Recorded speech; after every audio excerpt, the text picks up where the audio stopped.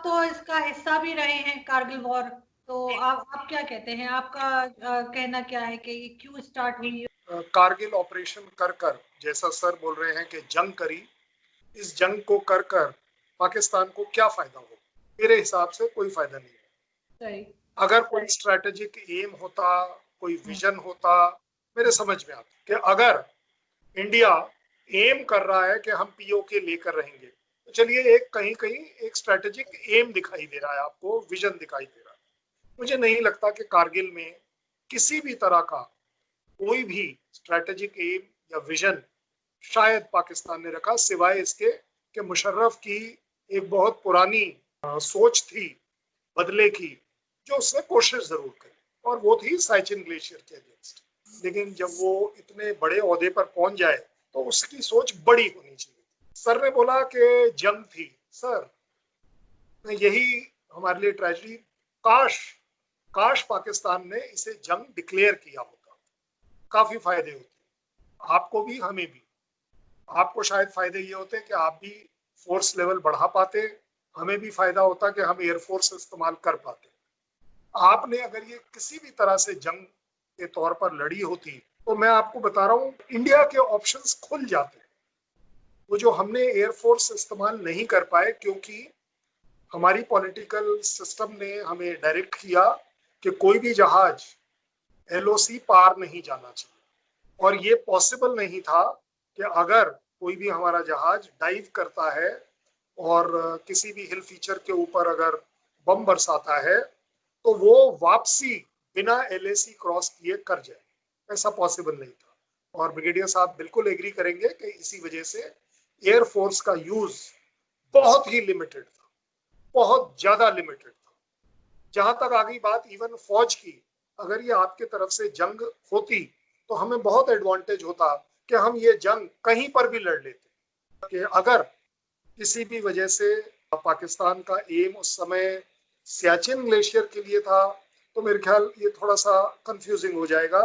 मेरे को लगता है शायद आपके कमांडर्स और आपकी पॉलिटिकल सेटअप आपस में उनका मेल मिलाप था नहीं।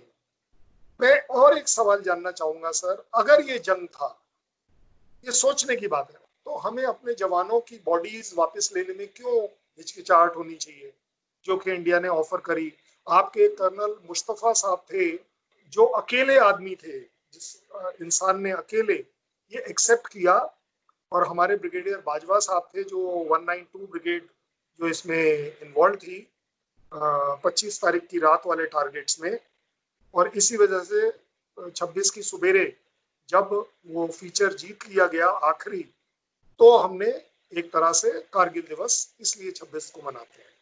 लेकिन मुस्तफा साहब को जब पूछा गया, उन्होंने जब ऑफर किया कि मैं अपने जवानों की बॉडीज वापस लेना चाहता हूँ, तो ब्रिगेडियर बाजवा साहब ने उनसे पूछा था कि भाई मैं आप पर कैसे विश्वास करूं। तो मुस्तफा साहब का बड़ा बढ़िया जवाब था कि ये पठान की जबान है, और इस वजह से हमारे ब्रिगेडियर बाजवा ने कहा कि ठीक है, तो ये एक सरदार की जबान है कि अगर आपने मांगे हैं तो मैं अपनी गवर्नमेंट को मना लूंगा, अपने सीनियर्स को मना लूंगा, और आपको बॉडीज और प्रिजनर ऑफ वॉर वापस दिए जाएंगे। और बड़ी अच्छी बात है कि कहाँ एक हमारे पास गलत एग्जाम्पल था कि पाकिस्तान आर्मी ने अपने नॉर्दर्न लाइट इन्फेंट्री और बाकी लोगों को ओन अप नहीं किया, बट कम से कम एक कमांडिंग ऑफिसर ने अपने डेड बॉडीज और अपने प्रिजनर ऑफ वॉर वापस लिए। सो अगर ये जंग होती तो सर मुझे लगता है, देखिए इंडिया ने भी तो माना कि हमारी 1962 में चाइना से हार हो गई, हालांकि चाइना वाज द इन्वेडर। अब कहने के लिए तो हम इसको भी आगे पीछे, देखिए सच छुपता नहीं। सो इसी तरह से अगर ये जंग होती तो ये बात बननी चाहिए थी। जहां तक साहब का कहना है कि तकरीबन एक कोर लेवल की फौज इस्तेमाल हुई है, तो सर ये आपको बड़े अच्छे से मालूम है कि ये एक सिर्फ डिवीजन के लेवल की फोर्स इस्तेमाल हुई थी, और मैं उसका पार्ट था, इसलिए मैं कह पा रहा हूँ। इनफैक्ट इनिशियली मैं आपको बता रहा हूँ, और आज हम इस सच को बोल सकते हैं, हमने कभी नहीं सोचा था कि एक्चुअली ये रेगुलर फोर्सेस होंगे। जब हमें दराज से खबर आई थी, मशको वैली से खबर आई थी, तो ये आई थी कि कुछ हाइट्स पर कुछ टेररिस्ट आ गए हैं। और बाय द वे ये वाली एक थ्रेट आज मुझे याद है 1991 और 92 में भी थी मस्को वैली में। मैं गया हूं उस डिप्लॉयमेंट में उस समय, इसलिए मैं ये कह पा रहा हूँ, अदरवाइज शायद ये बात रिकॉर्ड पर ना रहे। और उस समय 91 92 में भी जब बोला गया था कि इस रास्ते से टेररिस्ट आएंगे, कोई आया नहीं था। और हमारा जो डिप्लॉयमेंट था वो तकरीबन 1 महीने रहा और उसके बाद हम विड्रॉ कर गए। जहां तक बात आई कोर लेवल की, तो कोर लेवल फोर्स बिल्कुल नहीं थी, क्योंकि अगर कोर लेवल फोर्स सर अगर बात करें तो जिस इलाके की हम बात कर रहे हैं इसमें इतनी डिप्लॉयमेंट स्पेस नहीं। दराज में फिर भी मिल जाएगी, मस्को वैली में फिर भी मिल जाएगी, इसके आगे डिप्लॉय कहाँ करेंगे? मतलब फोर्स खड़ी करने के लिए जगह भी तो चाहिए, टेंटेज लगाने को जगह तो चाहिए, रात को रहने के लिए जगह तो चाहिए, तो इतनी जगह है नहीं। मैं आपको वैसे बता दूं, आपके डिप्लॉयमेंट की वजह से आपके हम फायरिंग रेंज में आ गए।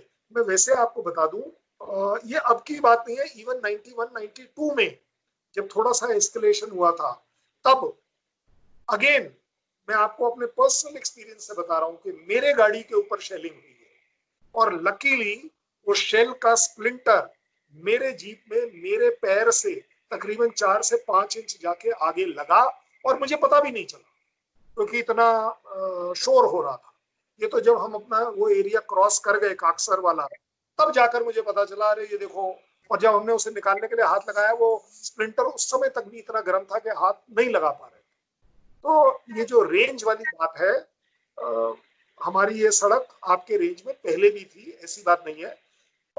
कम या ज्यादा ये एक अलग बात है। आपने बोला इंटेलिजेंस फेलियर, हाँ सर, ये बात मैं आज जिम्मेदारी से मान सकता हूँ कि यस, हमारे तरफ से कहीं ना कहीं इंटेलिजेंस फेलियर हुआ, जिस वजह से ये जो सो कॉल्ड टेररिस्ट ऑब्लिक हम जो हमेशा बोलते आए हैं, आज मुझे बड़ी खुशी है कि एक ब्रिगेडियर साहब भी यही बोल रहे हैं कि ये आपकी रेगुलर फोर्सेस थी।